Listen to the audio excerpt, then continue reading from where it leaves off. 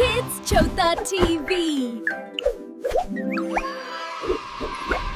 ఒక ఊరిలో రాము మరియు అతని ఫ్రెండ్ రవి ఉండేవాడు. రాము చాలా తెలివి కలవాడు. చదువులోనూ ఆటల్లోనూ ముందుండేవాడు. కానీ రవి చాలా బద్ధకస్తుడు. సరిగ్గా స్కూలుకి కూడా వెళ్ళేవాడు కాదు. రవి తన హోంవర్క్ ఎప్పుడూ రాముతో చేయించేవాడు. ఒకరోజు రాము రవితో ఇలా అంటాడు.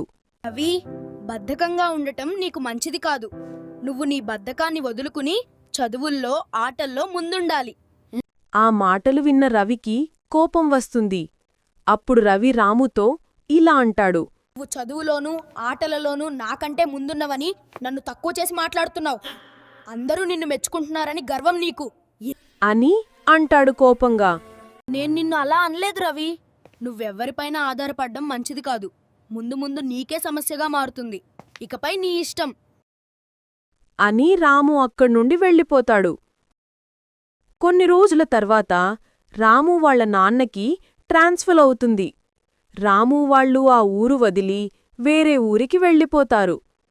అప్పట్నుండి రవికి తన హోంవర్క్ రాయడం కష్టమవుతుంది. అతడు పరీక్షలలో కూడా ఫెయిల్ అవుతాడు. రవి వాళ్ల టీచర్ రవిని కొట్టి ఇలా అంటుంది. రవి, నువ్వు పరీక్షలలో ఫెయిల్ అయినందుకు నువ్వు మీ నాన్నగారిని స్కూలుకి తీసుకురావాల్సి ఉంటుంది. టీచర్ అలా అనగానే రవికి వాళ్ల నాన్న ఒక్కసారిగా గుర్తువస్తాడు. రవి వాళ్ల నాన్నకి కోపం ఎక్కువ. చిన్న చిన్న తప్పులకే రవిని తిడుతూ కొడుతూ ఉంటాడు. ఈ విషయం తెలిస్తే తనని ఏం చేస్తాడో అని రవి భయపడతాడు. టీచర్ చెప్పినట్లుగానే రవి వాళ్ల నాన్నని తీసుకొని స్కూలుకి వెళతాడు. అప్పుడు టీచర్ స్కూల్లో జరిగిందంతా వాళ్ల నాన్నకి చెప్తుంది. అంతా విన్న రవి వాళ్ల నాన్న ఇంటికి వెళ్ళాక నా పరువు తీశావు కదరా అని రవిని బాగా కొడతాడు.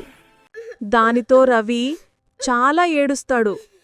అప్పుడు రవికి రాము చెప్పిన మాటలు గుర్తువచ్చి తాను ఇన్ని రోజులు బద్ధకంతో ప్రతి పనికి వేరేవాళ్లపై ఆధారపడి ఎంతో తప్పు చేశాను అని బాధపడతాడు. ఇప్పటినుండి ఎవరిపైనా ఆధారపడకుండా తన పనులు తానే చేసుకుని బాగా చదువుకోవాలి అని అనుకుంటాడు. నీతి: మనం ఎప్పుడూ కూడా మన పనులకి ఇతరులపై ఆధారపడకూడదు. అది మనకే నష్టాన్ని కలిగిస్తుంది.